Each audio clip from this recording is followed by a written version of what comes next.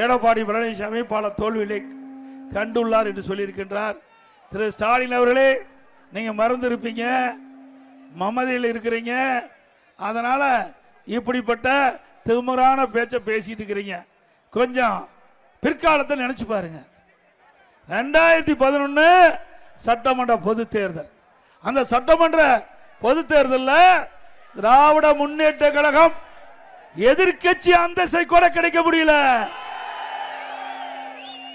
இன்றைய தினம் 2011 2021 வரை பல தேர்தல்கள் களம் கண்ட கட்சி அதிமுக கட்சி. 2011 அதிமுக ஆட்சி, 2016 அதிமுக ஆட்சி, ஆண்ட கட்சி மீண்டும் ஆட்சிக்கு வந்த சரித்திரத்தை படைத்தார் இதை புரட்சி தலைவி அம்மா அவர்கள்.